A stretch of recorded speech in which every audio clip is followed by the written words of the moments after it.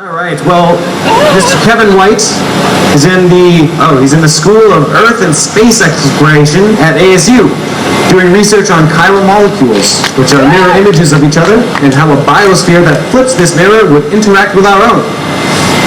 He aims for the next school year to continue this research and apply their predictions to systems like that of TRAPPIST-1. He loves film, music, and animals, and if he wasn't an astrobiology major, he'd either be a biological anthropology or sociology major. Ladies and gentlemen, Kevin White. Hi everyone. Thanks for staying. I know it's really hot. So I'm an astrobio major, and my research is very much not applicable to your daily life at the moment, and that's something that I really want to talk about, because people often talk about science in terms of how we can apply it. Questions are often asked: what benefit will we get out of doing this research? Will it help me live longer? Will it create jobs? And those are important questions to ask, but it shows an expectation for the benefits to be immediate, that if I can't see how we'll benefit from it in a clear-cut way, we shouldn't be funding it. That money could go to something more immediate and clear-cut to me. And it misses a fundamental point about science. Science is not just applied science, it's also pure research, knowing for the sake of knowing. In fact, without pure research, you cannot have applied science. If you told physicists back in the early 1900s to not care about relativity and quantum mechanics because you couldn't see where such exotic physics would be, where would we be today? You wouldn't have GPS, you wouldn't have computers that you can carry in your backpack, you wouldn't have your phone, you wouldn't have the internet. To fully understand climate change and make efficient solar panels, you need to understand the quantum nature of molecules and atoms and how they interact with light. You need both theories to generate power with nuclear reactors, and that's totally not why Einstein or Schrödinger and others developed these theories. They did it for the sake of knowing.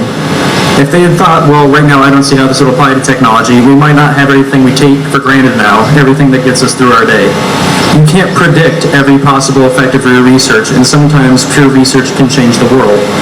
And it doesn't just change the world technologically, it changes it culturally. Science is deep in the building blocks of many cultures and is an expression of the human condition, just like the arts and humanities. It is our willingness and ability to question the world around us in all its facets, to look up at the sky and wonder how we fit in. It's our way of looking in the mirror and wondering who we are, and the reflection we see changes who we are. If we're not willing to do that, what will we do when we see any ugliness in the mirror? What does it say about how we will respond to the darkness if we choose to no longer look at the stars? Perhaps the best example of a driving force of science is astronomy. In 1500s Italy, a monk named Giordano Bruno felt that what the Catholic Church taught the masses about the universe wasn't right. To them, the universe revolved around the Earth. Everything in the sky was perfect and unchanging, and it was all divided between hell, heaven, and a painted sphere that the solar system resided in. Earth was the only world with life, and God was a distinct entity who lived in heaven.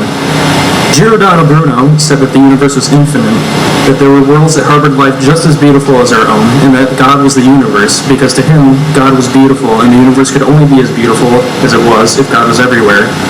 And he supported Copernicus's heliocentric model. After being jailed for years and refusing to repent, he was burned at the stake for his heresy. Then came along Galileo and his telescope, and he saw that the moon was cratered, and that Venus had phases much like the moon, but that it changed in size through those phases, which is not possible if it orbits around the Earth. He saw that the sun had changing spots on its surface, and that Jupiter had 4 bright objects revolving around it, not the Earth. When he looked out into the Milky Way, he saw star clusters, and he knew the universe was much bigger than the Church claimed. He could see the change in depth between stars, and that no painted spheres existed. And he too was jailed for heliocentrism and defied Pope Urban VIII's wishes. But his influence in the ensuing decades would change Western culture forever. It fought against an oppressive regime that kept the masses ignorant and unwilling to question. It fundamentally changed the communication between science, religion, and culture. A regime that murdered to keep its power was fought through this work. People ignored a comet in the sky in the 1200s and a supernova that the rest of the world saw and documented because they thought the universe was unchanging. That's the power of ignorance. There's absolutely no way that they could have missed either of those events.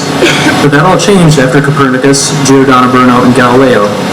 Without them, Isaac Newton would not have invented calculus, which radically changed physics, and we wouldn't have come to our senses if we hadn't come to our senses and realized that the Earth revolved around the sun.